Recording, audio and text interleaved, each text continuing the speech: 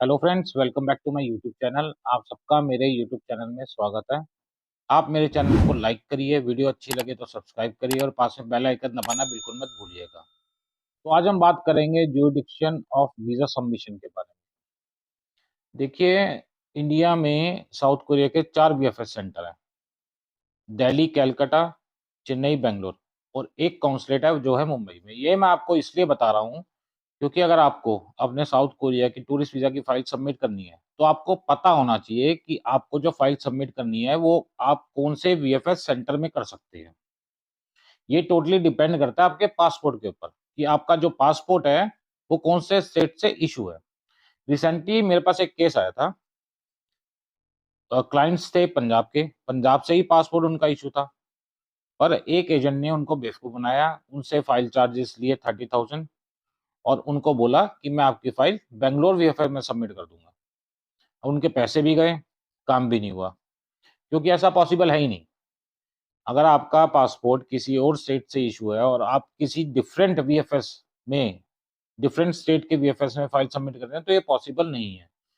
ये कुछ exceptional cases में होता है कि आपका पासपोर्ट इशू है पंजाब से या किसी और स्टेट से, तो आप दूसरे वीएफएस सेंटर में या कॉन्सुलेट में फाइल अपनी कैसे सबमिट कर सकते हैं, उसका एग्जाम्पल मैं आगे आपको इस वीडियो में बताऊंगा। तो पहले आप ये समझ लीजिए फाइल सबमिशन, ज्यूरिडिक्शन और फाइल सबमिशन है क्या। ज्यूरिडिक्शन और फाइल सबमिशन अब मैं आपको बताने वाला हूँ कि अगर आपको फाइल सबमिट करनी है तो आपके पासपोर्ट के स्टेट के हिसाब से आप कौन से वीएफएस सेंटर में या कॉन्सुलेट में अपनी फाइल सबमिट कर सकते हैं। अगर आपका पासपोर्ट दिल्ली, पंजाब, हरियाणा, जम्मू, राजस्थान, यूपी, उत्तराखंड और हिमाचल प्रदेश से इशू है तो आपकी फाइल जो है सबमिट होगी दिल्ली वीएफएस सेंटर में। और अगर आपका पासपोर्ट अरुणाचल प्रदेश, बिहार, छत्तीसगढ़, ओडिशा, मिजोरम, नागालैंड, त्रिपुरा या वेस्ट बंगाल से इशू है तो आपकी जो फाइल सबमिट होनी है वो होनी है कैलकाटा वीएफएस में। आंध्र प्रदेश, केरला, कर्नाटका, तमिलनाडु वाले अपनी फाइल चेन्नई वीएफएस और बेंगलोर वीएफएस दोनों में सबमिट कर सकते हैं। बात करें मुंबई काउंसलेट की तो महाराष्ट्र, गुजरात, गोवा, मध्य प्रदेश, तेलंगाना पासपोर्ट होल्डर्स की जो फाइल है वो मुंबई में अपनी फाइल सबमिट कर सकते हैं। एक्सेप्शनल केस की बात करें, जो मैंने आपको पहले बताया था कि अगर आपका पासपोर्ट किसी और स्टेट से इशू है तो आप डिफरेंट वीएफएस किसी और दूसरे स्टेट के वीएफएस में फाइल कैसे सबमिट कर सकते हैं। उसका एग्जांपल ये है कि मेरा जो पासपोर्ट है वो बेंगलोर से इशू है और जो मेरा ऑफिस रजिस्टर्ड है वो है ग्रेटर नोएडा में।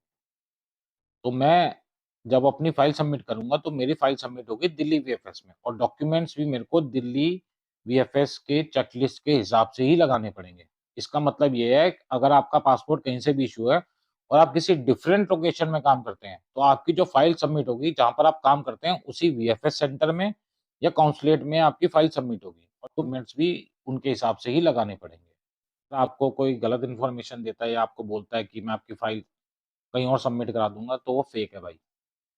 इसके अलावा अगर आपको साउथ कोरिया का वीज़ा हमारे थ्रू अप्लाई करना है या फाइलिंग करनी है, आपको लगता है कि आपके पास सारे डॉक्यूमेंट्स और आप फाइलिंग करवाना चाहते हैं तो उसके हम बहुत नॉर्मल चार्जेस लेते हैं। दूसरा, हमारे पास साउथ कोरिया का पैकेज है जिसमें हम 3 कंट्री की ट्रैवल हिस्ट्री कराते हैं, आपको डॉक्यूमेंट्स बताते हैं डॉक्यूमेंट्स कैसे बनेंगे, बैंक में ट्रांजेक्शन कैसे होगी, बैंक को मेंटेन कैसे करना है, आईटीआर आपकी टैक्सेबल होनी चाहिए या नॉन टैक्सेबल होनी चाहिए, उसके बारे में आपको गाइड करते हैं। फ्लाइट की टिकट इंक्लूड है। इमिग्रेशन के बारे में आपको पूरी गाइडेंस देते हैं, आपको ट्रिक्स और टिप्स बताते हैं कि आपकी इमिग्रेशन कैसे क्लियर होगी। फिर साउथ कोरिया पहुंचने के बाद जो अदर सर्विसेज हैं वो भी हमारे पैकेज में इंक्लूड है। अगर आप पैकेज लेना चाहते हैं या फाइलिंग करवाना चाहते हैं तो आप हमें कॉन्टैक्ट कर सकते हैं। आज की वीडियो में मैंने आपको ये इन्फॉर्मेशन देनी थी। अगर आपको मेरी वीडियो अच्छी लगी हो तो आप मेरे चैनल को लाइक करिए, सब्सक्राइब करिए और पास में बेल आइकन दबा दीजिएगा। मिलते हैं नेक्स्ट वीडियो में। Thanks for watching my video.